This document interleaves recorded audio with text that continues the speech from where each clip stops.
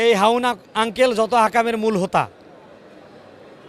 এই হাউন আঙ্কেল যেভাবে আকাম করছে এরকম আকামের অধ্যায় তৈরি বাংলাদেশে পূর্বে কোনো পুলিশ ছিল না। ডিবি হারুন বাংলাদেশের ইতিহাসে একটি কালো নাম। যে পুলিশ বাহিনীর পোশাক নিয়ে প্রশ্ন উঠছে বারবার, এই রকম নির্লিপ্ত নির্লজ্জ বেহায়াপনা একটা অধ্যায় তৈরিকারী এই আবদুল্লাহ হেল কাফির সর্বোচ্চ শাস্তি আশা করছি।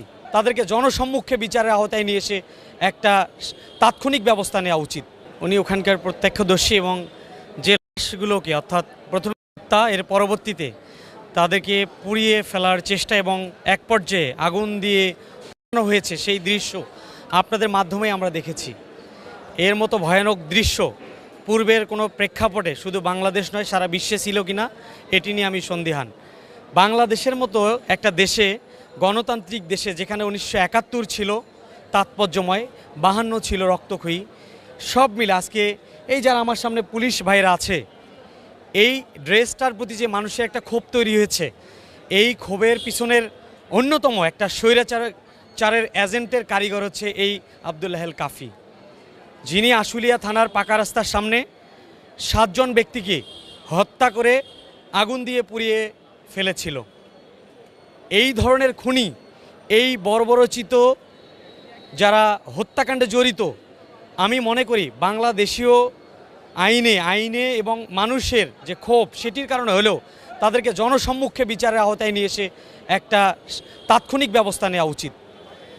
পাশাপাশি যেহেতু এটি বাংলাদেশের ইতিহাসে ছিল না পূর্বে, সারা বিশ্বে এই ধরনের মানবাধিকার লঙ্ঘনের ঘটনা ঘটেনি, আইনের শাসক হয়ে আইনের পোশাক পরে বাংলাদেশের জনগণের টাকায় খেয়ে পড়ে, জনগণের টাকার অস্ত্র ব্যবহার করে মানুষকে হত্যা করে এই রকম নির্লিপ্ত নির্লজ্জ বেহায়াপনা একটা অধ্যায় তৈরিকারী এই আবদুল্লাহ হেল কাফির সর্বোচ্চ শাস্তি আশা করছি এবং এটি বাংলাদেশের মানুষ নিশ্চিত করবে বলে আমি মনে করি। সেক্ষেত্রে আইনি যে বিষয়, যে কাঠামো, যেহেতু ইতিমধ্যে মামলা হয়েছে, গ্রেপ্তার হয়েছে এবং পুলিশের এই পোশাককে কলুষিত করেছে। আপনারা জানেন যে পুলিশ বাহিনীর পোশাক নিয়ে প্রশ্ন উঠছে বারবার, এবং যে পুলিশটাকে আমরা কখনো দেখিনি, কখনো কোনো বাকবিতণ্ডা হয়নি, কখনো কোনো শত্রুতা ছিল না, সেই পুলিশটাকে শুধুমাত্র তার পোশাক পরার কারণে একটা জনসাধারণ টেনে হিঁচড়ে ধরে খাবলিয়ে রাক্ষসের মতো, হিংস্রতার মতো তাদেরকে ধরে ফেলার চেষ্টা করেছিল এই ছাত্র জনতার আন্দোলনে।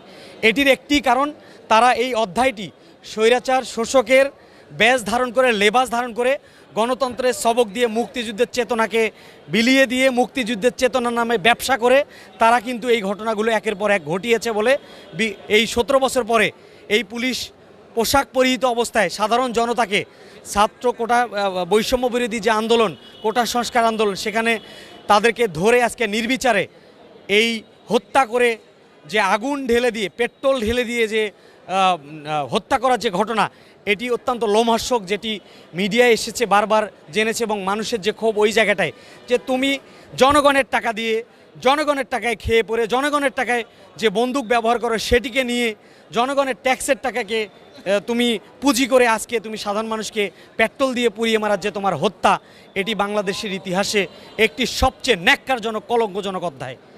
এই অধ্যায়ের জন্য মানুষ মুক্তিযুদ্ধ করেনি। এই স্বৈর শাসকের এই ব্যবস্থাপনায় শুধু আবদুল্লাহ হেল নয়, যেই থেকে থাকুক না কেন, যত রকম এই সাসপেক্টেড, ইতিমধ্যে যাদেরকে সাসপেন্ড করা হয়েছে, প্রশাসনিক ব্যবস্থা নেওয়া হয়েছে, প্রত্যেককে আইনের আওতায় নিয়ে আসা হোক। আইনের আওতায় নিয়ে এসে, এবং যারা ইতিমধ্যে পালিয়েছে, বর্ডারের বিভিন্ন জায়গায় ঘোরাফেরা করছে, আমি বলবো যে বিজিবি ভাইরা যারা আমাদের আছে এবং আর্মি বাহিনী যেভাবে কাজ করছে, সকলের প্রতি অনুরোধ যে আপনাদেরকে ধরে ধরে আপনারা এদেরকে কাঠগড়ায় দিন। আমরা আইনের যে সেবক, আইনের যারা আমরা পথচারী, এই অঙ্গনে যারা আছি এবং সংবাদ মাধ্যমের কর্মী যারা আছেন, সকলে মিলে এই দৃষ্টান্তমূলক তাদেরকে শাস্তি দিয়ে বাংলাদেশের ইতিহাসে যেন এই ধরনের ঘটনা না ঘটায়, সেক্ষেত্রে আমরা ভূমিকা রাখতে চাই। দেখুন, অসংখ্য পুলিশ নিজেরাই, ডিবি হারুন বাংলাদেশের ইতিহাসে একটি কালো নাম। এই হাউন আঙ্কেল যত আকামের মূল হোতা, এই হাউন আঙ্কেল যেভাবে আকাম করছে এরকম আকামের অধ্যায় তৈরি বাংলাদেশে পূর্বে কোনো পুলিশ ছিল না। এই হাউন আঙ্কেলের উত্তরসূরি এই স্বৈরাচার হাসিনার মদতপুষ্ট পেতাত্তা বিপ্লব কুমার, এই বিপ্লব কুমার হেফাজতের কর্মকাণ্ডে কিভাবে আকাম করিয়েছে।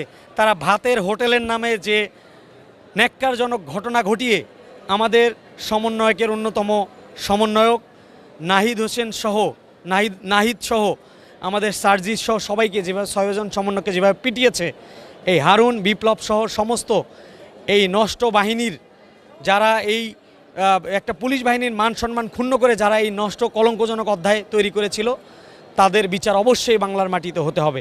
তারা নিজেরা স্বপ্রণোদিত হয়ে হয়ে এই ঘটনাগুলো ঘটিয়েছে, এটি ইতিমধ্যে বিভিন্ন মিডিয়ায় আপনাদের মাধ্যমে সুস্পষ্ট হয়েছে। এই ধরনের ঘটনা যেন কেউ না ঘটায়, এই ধরনের কলঙ্কজনক অধ্যায় যেন কেউ তৈরি করার সাহস না পায়। এবং আমরা চাই পুলিশ ইতিমধ্যে যে ভালোভাবে কাজ করতে পারছে না, স্বাভাবিক হতে পারছে না, জনগণ কিন্তু সেটিকে স্বাভাবিকভাবে মেনে নিয়েছে। কারণ জনগণের কষ্ট হলেও আজকে কিন্তু এটা স্বাভাবিক রয়েছে। একটি কারণ বাংলাদেশ পুলিশ বাহিনীকে পূর্বের মতো অবস্থায় আমরা দেখতে চাই না, আমরা কেউই চাই না।